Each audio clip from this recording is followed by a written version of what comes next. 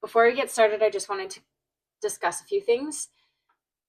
There is a bit of a trigger warning for this episode and probably for a lot of the episodes that we are going to get into details about seizures and epilepsy and things that could potentially be triggering for people that have had medical trauma and different experiences with epilepsy and other health conditions. And then I just wanted to make sure that nobody takes what we discuss on the podcast as medical advice, and to be sure you discuss things with your doctor prior to making any changes based on what you hear on this podcast.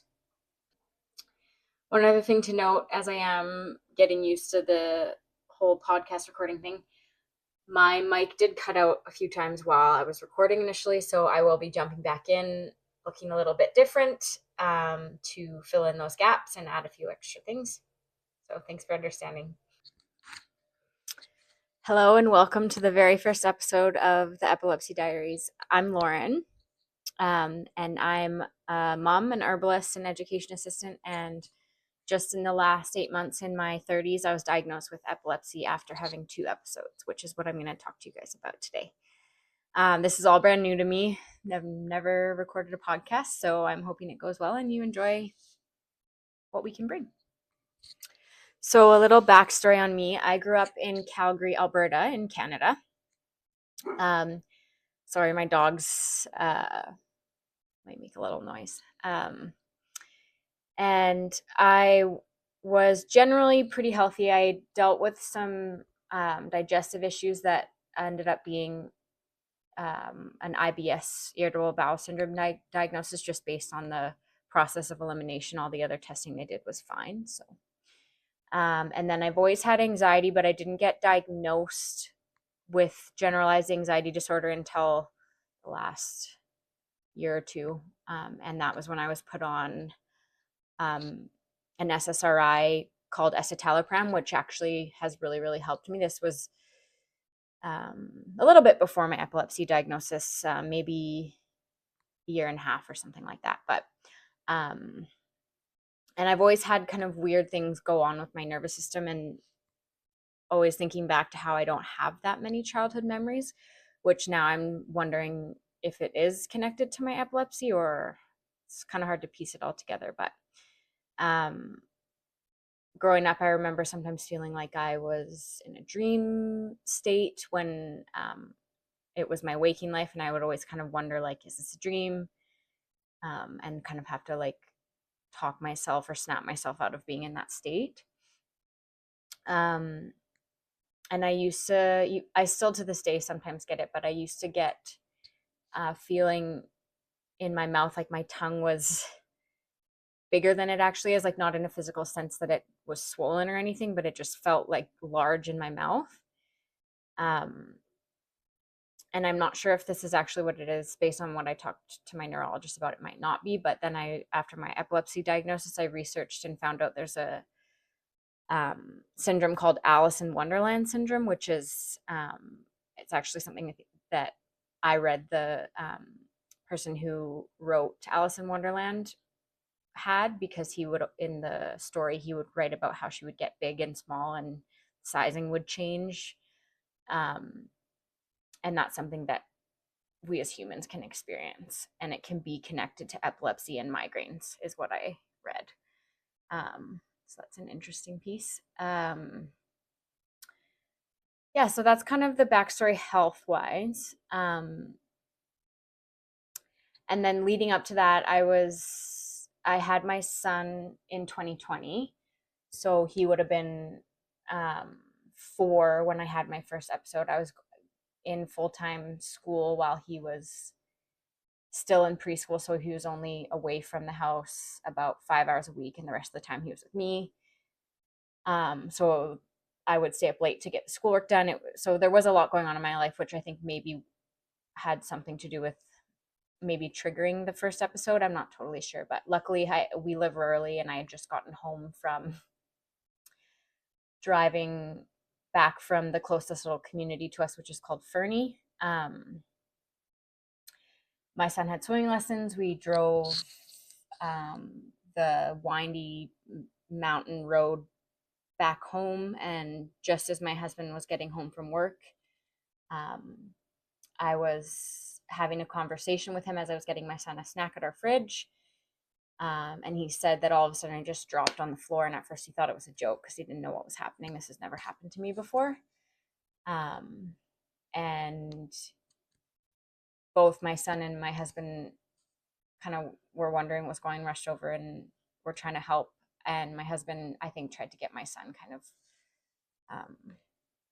away because it was a little bit traumatic. I was like foaming at the mouth, and at one point he said he couldn't find a pulse, and I must not have been breathing very well because I was turning kind of purplish bluish color.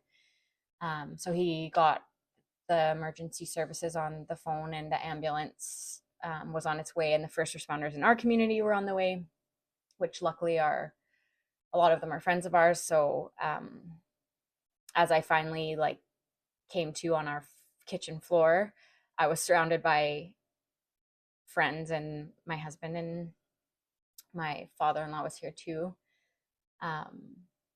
So luckily my son could stay here with my father-in-law, and we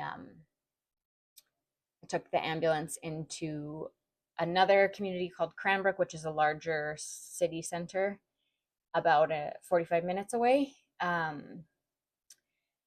And when we arrived there, aside from a few tests, it's still a smaller hospital. So they did a CT scan, I guess it was, and a few other tests of my vitals and things. And because you can have a seizure and never have another one again, at least here in Canada, they don't give you epilepsy medication until you've had a second one, or if it shows up on an EEG, which is what shows seizure activity in the brain. But because I hadn't had any of that yet, they just said, hopefully it never happens again. You can't drive for 6 months. Don't take baths. Don't go swimming on your own, things like that, just to keep me safe. So that's my first episode. And then in between my first and second episodes, there was a lot of heightened anxiety about having another one. And then I started experiencing some symptoms that got me worried that maybe more were coming, but because this isn't something I'm familiar with, I wasn't sure what was going on. I felt dizzy and would get lightheaded and headaches and things like that. So I went back to Emerge to see if they could look into a bit more to make sure I didn't need to get on some sort of medication or what could be happening. And the Emerge doctor asked me a few questions and looked into some things, and he thought that what I was experiencing was post-concussion syndrome, which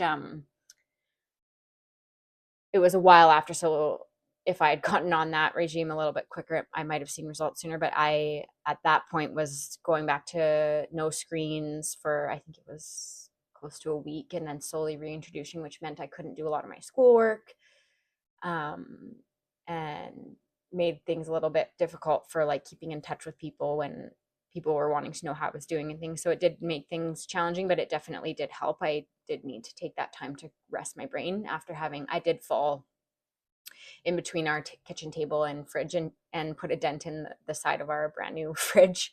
So it was a good fall. So I think that was an accurate diagnosis from that doctor. And then he told me to find a physiotherapist to work on the concussion and finding ways to support that. So it was actually the day that I went in for physio. I needed to get a ride, so I had help from my mother-in-law. Thankfully, helped me go into town and watch my son and everything. I had my physio. And then I believe it was that night that we got back. My husband was already sleeping because he was working some crazy shift. And I was FaceTiming my sister with my son, and we were dancing and being silly in his bedroom. I even have a video of us doing that just prior. And then my sister said that on the FaceTime, I was just having a normal conversation, and all of a sudden I just fell forward, and she just heard kind of like a like interesting sound coming out of me. And luckily she was on the phone, because if my son panicked and didn't really know what to do, she would have been able to help. But my son was able to go and get my husband from the bedroom, and I don't remember anything from just before this when we were dancing and stuff on. So this is all just based off of what my family's told me. But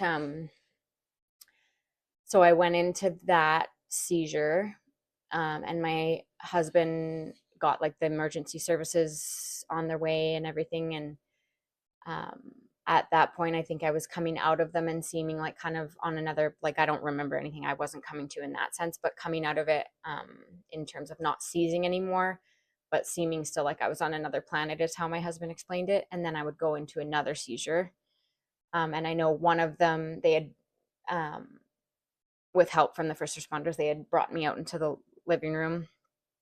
And luckily my husband knows first is a first aid at has a first aid role at his work and knows kind of how to respond to seizures, so that was lucky with that. But they carried me out, and I had bit my tongue pretty bad, so they were trying to make sure I wasn't choking on the blood from biting my tongue.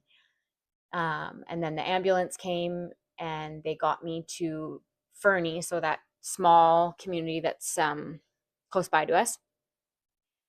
And at the Fernie Hospital, I was continuing to have more and more seizures. So I think at that point, I don't know the exact order of events, but I know they realized it was severe enough that they had to call STARS, so to get me helicoptered to the closest large hospital, which is in Calgary, where I was born. It's actually the hospital I was born at, called the Foothills, which is great. I was lucky to have landed there. And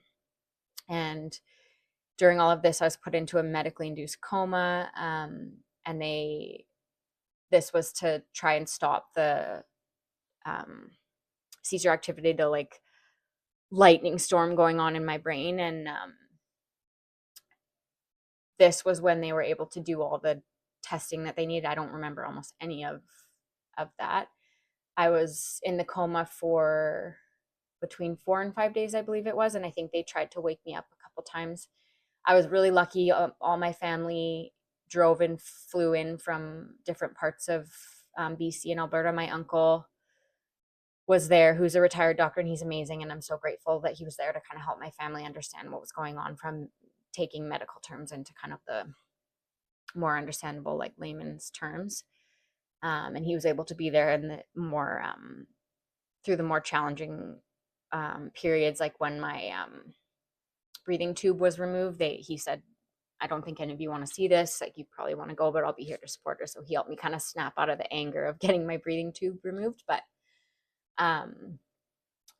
while I was in the coma, I had amazing medical a medical support team. The doctor was a very serious man, but he did everything he needed to do, from what I've been told. And the nurses, I'm gonna get emotional, but the nurses were amazing.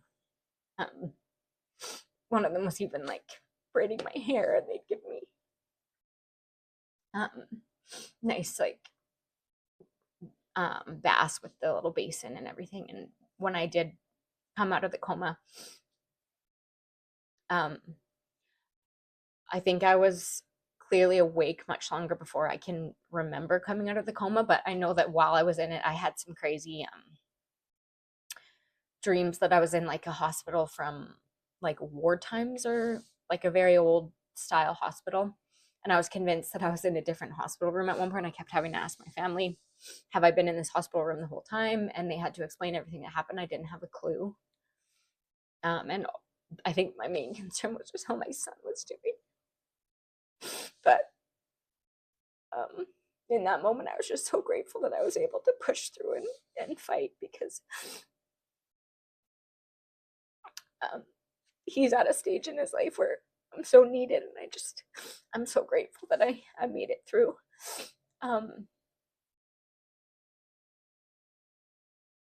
And none of the testing showed anything concerning, luckily. So that's when I got my official epilepsy diagnosis, because I had so many in a row, and that having them multiple in a row, or having a seizure that lasts a really long time, is called status epilepticus, if I'm saying that correctly. So that is what I experienced.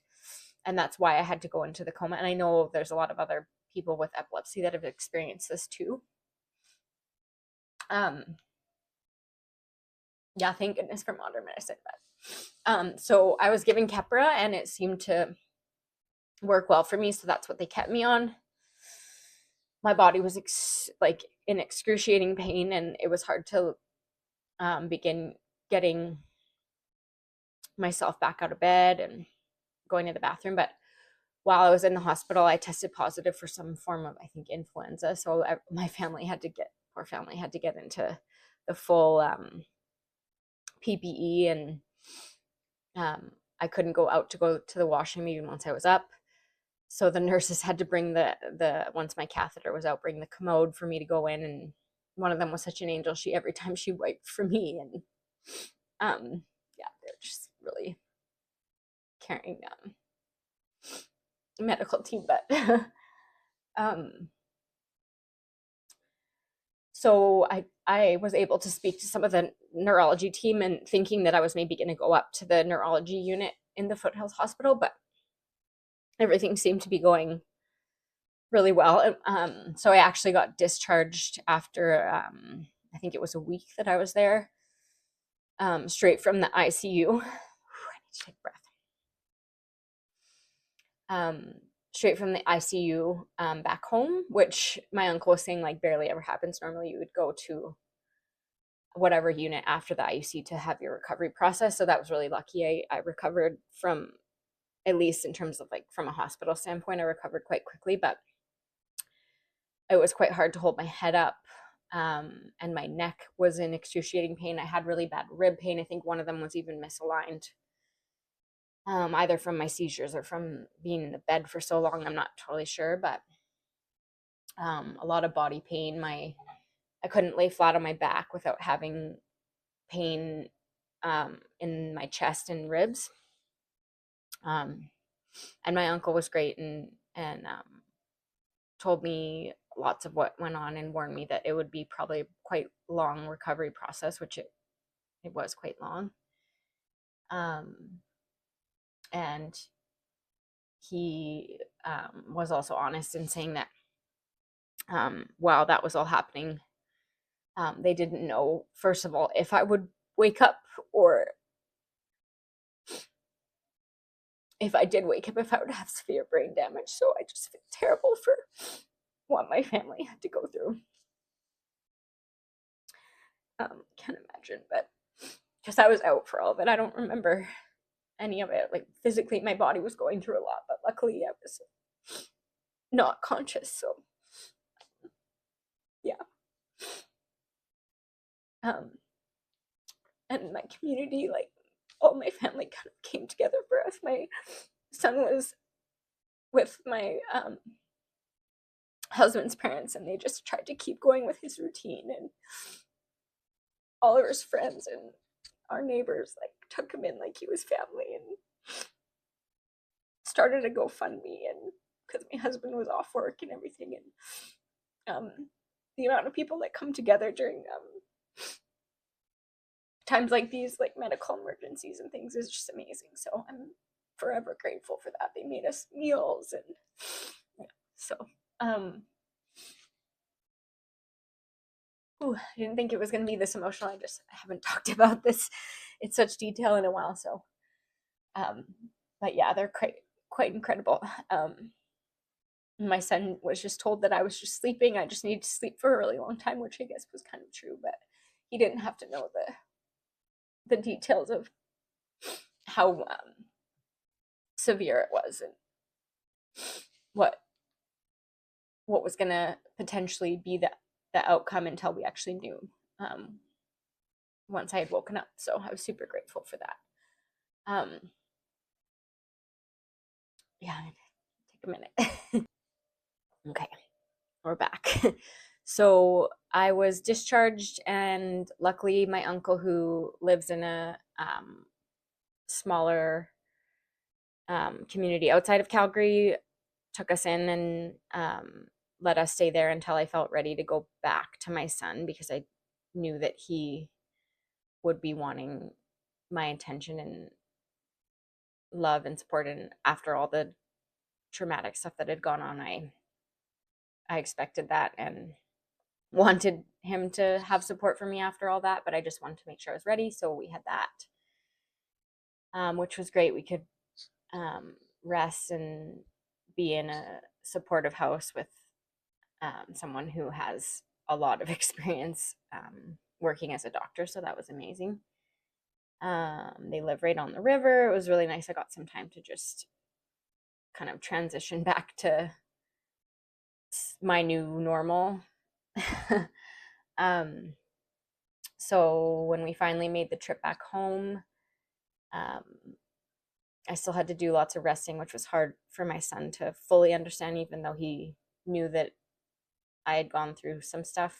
He's only 4, was only 4 at that time. So, but we worked through it. And even still to this day, I sometimes start feeling overstimulated or overwhelmed when he has high energy or is experiencing something that needs more attention, and I need to be clear and set a boundary and say I need to take space, which doesn't always go over amazingly, but we're trying our best.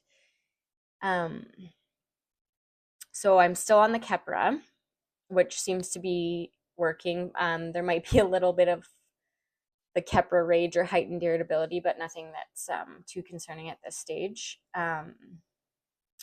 I have Ativan as like a rescue med in case I have another seizure.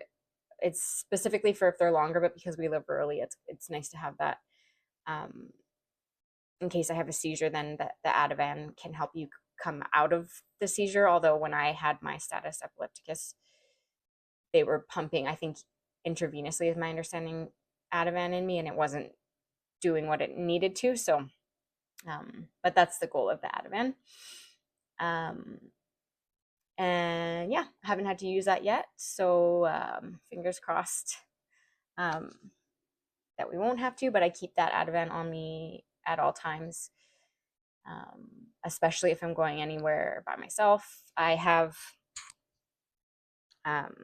this one I just made for myself in the last day, but this is a little Italian. I had one of these when I was a kid, but charm bracelet. It says epilepsy on it, and then it has a little self love club purple heart, which is the epilepsy color. But I also have a more traditional epilepsy medical bracelet as well that has like the number to call in case of an emergency and my name that I have epilepsy. And then, yeah, the escitalopram I'm still on, although sometimes SSRIs, especially at a higher dose, are considered like contraindicated with certain anti-seizure meds. But it's helping me a lot, and at the dose and things, there's no concern. It's actually been helpful potentially for some of the nervous system symptoms I do experience. So I'm still on that.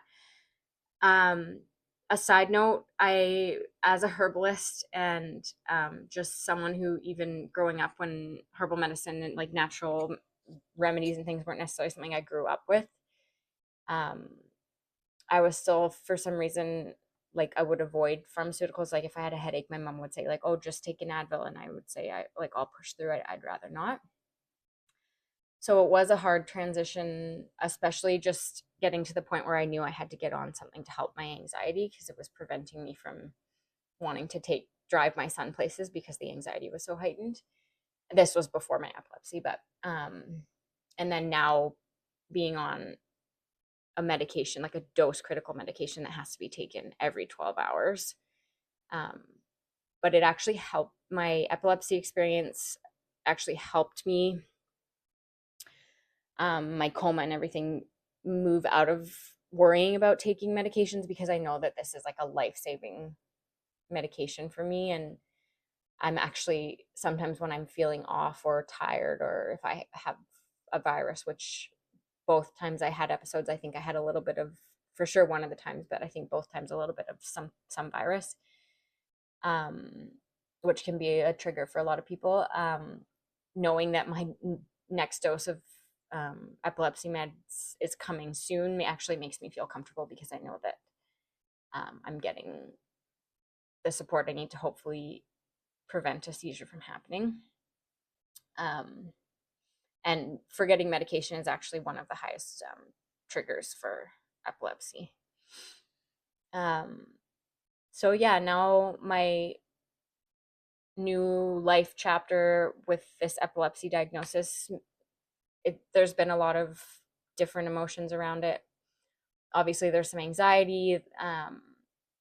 It's a little bit hard to process because, first of all, you go from not having this part of your identity for 31, I believe I was, yeah, 31 years of my life. And then all of a sudden now I'm like, oh, I have this like quite serious condition.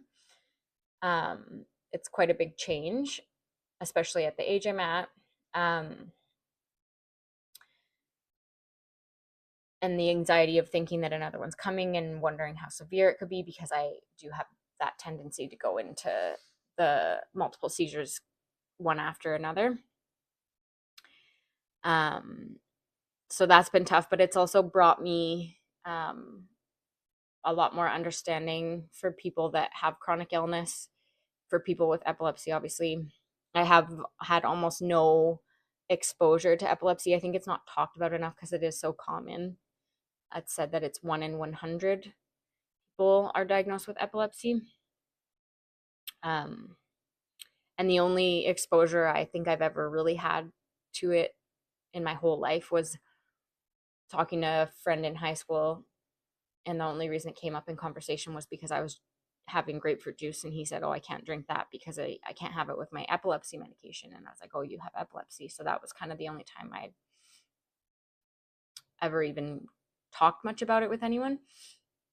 Maybe as a kid I'd seen, not that I can remember, but maybe I'd seen something like that. I know there were some medical emergencies while I was at school that happened, and maybe I just didn't have an understanding of what it was. But for something that's so common, it's just not something that we really talk about. And I can see that being really lonely and like feel stigmatized for some people. So that's one of the reasons this has inspired me to create this community, so that we can feel more connected and less alone. And also support those that are caring for or that have a loved one who has epilepsy, because it affects everyone in your family and like that are close to you. So if you're someone caring for a child or a loved one with epilepsy, this is for you too. And I really hope that it can create a good community of support. So the trauma that this has caused both me and my family, we all luckily had access to going to counseling, and my husband did that. I did that. For my son, what we learned was that he's at an age where it's better for us to go to the session, and then for us to get tips to help him in the home, so that he's not trying to have to talk about his emotions to a counselor when he's only 4 or 5. So we got some great support from a local counselor that does support children, and just helping him understand and talk about maybe how he's might be feeling nervous, because sometimes I would even make a face that I'm just trying to be silly, but he would take it as like, are you okay? Like, take it as something more serious than me just being silly. So it's definitely taken some work to get us through it, and I think that there's going to be more work to be done, but luckily we had access to that with the coverage that we have. So I'm grateful for that. So yeah, epilepsy is definitely hard on the person experiencing it, but it's hard on kind of everyone that's supporting the person as well. Like when I had both my episodes, I was unconscious both times, don't have a clue what happened, didn't have to witness anything. So I know my family, although my body had to go through a lot of physical trauma with the seizure itself and the falling and biting my tongue and all that and laying in a hospital bed. And then I had to deal with the difficulties of having to transition into like a new life, like an identity as someone with epilepsy. So that was hard, but my family had to witness me going through all this and wondering if I was going to be okay, and seeing me convulsing and all of that stuff that just came out of nowhere. So it's definitely, in some senses, even harder on the people that are loving and caring for someone with epilepsy. So I see you guys too, and thank you. And another thing, there can be a lot of struggles and anxiety surrounding is like living alone or being alone at home or things like that, especially in certain places. Like for me, I live where we live rurally, all the neighbors are quite spread apart. So even when I was here with my son, if he needed to go call for help, he would have to go quite a distance to get to a neighbor to get help. So there was a period where when my husband had to go back to work, he works long shifts on weekends. So I would be either going in to stay with family in town, or I would be getting someone to come stay with us out here just in case anything happened when we were still figuring out my medication and everything. So I know there's a lot of anxiety for a lot of people that live alone or that have to spend time alone. And there's one of the reasons we got the Apple Watch is because it can help with detecting falls, and then it will call emergency contacts. There's also an app, well, one that I found, but there's multiple that can record based on heart rate and movement if someone's having a seizure, and then contact a contact list through that. So those are things that can be helpful. Another one is the pressure of if someone's like texting you or calling you to see if you're okay, maybe your phone's like somewhere that you can't find it, or it's charging in another room or something, and they think that something's wrong, but really you're just busy doing something else or overwhelmed by your phone. And that can be hard because it's nice that someone's checking in, and we need that when we have epilepsy, especially if it's not being managed by our medication. We need people to be checking in on us, but sometimes it can add to the overwhelm because we feel like we always have to be getting back to people. I felt that a lot in the early stages of my diagnosis. And then another one is having children. So either I've seen some people discussing either being worried about having kids or being diagnosed once you've already had kids, which was my situation. And the pressure that's and stress that's put on my son has been challenging for all of us. But yeah, I'd love to talk more about other challenges that people face, but those are kind of the big ones that have come up for me. Just a couple things I wanted to add. Living rurally is not something that I'm used to. We've been here for the last, I guess now, like 5-6 years. And I do have like a lot of medical anxiety. Just I've always had that. I've always been a hypochondriac. And one of the things I was concerned about living rurally was not being close to hospitals and things like that. And it did make it a little bit harder, like for first responders, and well, our first responders are close, but for paramedics to get here quick. And we had another scary experience with my son having an allergic reaction and needing an ambulance and things. So living rurally with epilepsy can be tough. So if that's you as well, I feel ya. It's also hard because in Canada, at least I know in other places it's longer, but you're not allowed to drive for 6 months after your last seizure. So now it's been about 8 months for me. So I've been able to drive for the last couple months again, which has been great. But I only drive, at least based on how my comfortability, I only drive the road that takes me to the next somewhat larger community, but that's only 15 minutes away. It's a little bit of a back road, and I feel a lot safer driving that than some of the larger highways that are windy and people driving crazy and things. The driving thing is something that's hard living anywhere, especially if it's something that you've been able to do and then it's taken away, or if you live somewhere where you need to drive to get places like me. For me, it was made it a little bit easier because I've always had a bit of driving anxiety and didn't learn how to drive until I was in my later 20s. But I grew up in a big city where I didn't really need to drive. And just to loop back around to what I discussed at the start about my medical history and my childhood and things, I have read some things about a connection between IBS and epilepsy and a connection between anxiety and epilepsy. And I know there's a connection between IBS and anxiety. So, yeah, the body is super, super connected. A lot of the things I experience can relate to epilepsy. So after having this diagnosis and these experiences, I'm not that surprised that I came to this diagnosis and had these experiences. I am hoping to cover more on these things in future episodes where it's either going to be with someone that I can have on the show to talk about it, or just based off of research that I do from the best sources that I can find. So those are two things I just wanted to note. And then one last thing I just wanted to mention, this shirt that I've worn in a couple of the videos.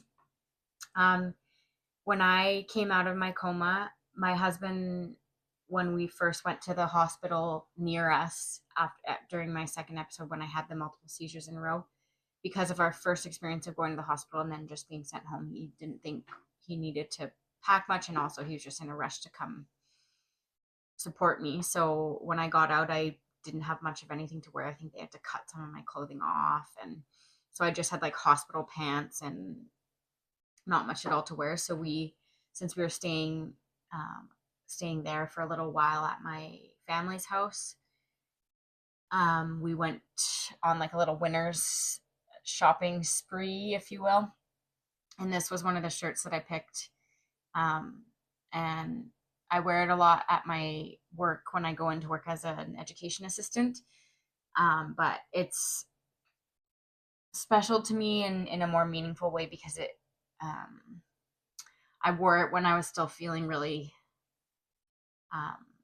rough. Like my body was in a lot of pain. I was exhausted. It was like I had just come out of the hospital, but it was also the time that I was able to go out for my first walk and sit on a bench in the sun and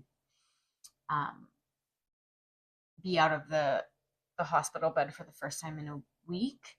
So that was a really special moment for me, and it just kind of reminds me of my strength and how I'm a lot more resilient than I give myself credit for or have thought in the past. And so yeah, it's kind of my empowerment shirt. So I just wanted to share that. I'm really, really, really hoping to connect to whoever would like to chat, whether that's to discuss what topics you're interested in, even come talk to me on the show as a guest, or even just sharing some stories via email that I can discuss on the show myself. Kind of anything you're thinking of, I'd love to hear from you. The email you can reach me at is thediariespodcasts@gmail.com. And I'm going to put that in the show notes so that you guys don't hear it wrong, and then I won't get your emails. And then on social media, you can find me on Instagram at the Diaries Podcasts, which I'll also put in the show notes. And then coming up over the next few episodes, I'm going to hopefully have a guest on who was also diagnosed with epilepsy months to a year before me, that literally lives down the street from me and is the same age as me. So quite an interesting parallel there. And yeah, please, please, please connect. I would love to chat. I'm going to be releasing a few things on my herbal medicine website, a little side tab on the website that's kind of my epilepsy section. I did the 1 in 100 challenge with Epilepsy Canada, which was a walk, run, like get moving to do 100 kilometers during the month of October, I believe it was, if I'm remembering correctly. Maybe it was, anyways, and raised some money there, and everyone was really supportive and great. And now I'm hoping to continue that support for Epilepsy Canada and maybe some other epilepsy foundations and things through making products that I find are supportive to people with epilepsy for things like memory and organization, for not just medical alert bracelets, but just I made one that says epilepsy and has a little self-love club, which I mentioned earlier, which might have got cut out of the audio, but it's not necessarily as a medical alert bracelet, which I have a more formal one, but to just um, empower myself in the fact that I have this and that my brain is unique, and get a discussion and conversation going, because I think it is still not talked about enough and people feel stigmatized, and I'm trying to break that down a little bit. But also things like I'm doing some keychains and jewelry that have little pill containers to either put your um, anti-seizure meds or your rescue meds in for you to carry around with you, things like that. So that will be coming out soon, and I'm hoping to also get a Patreon going that will have perks for people that want to join. I believe it'll be $5 a month. I'm still figuring all that out, but I'm hoping to see you there. Thank you guys so much, and enjoy the rest of your day.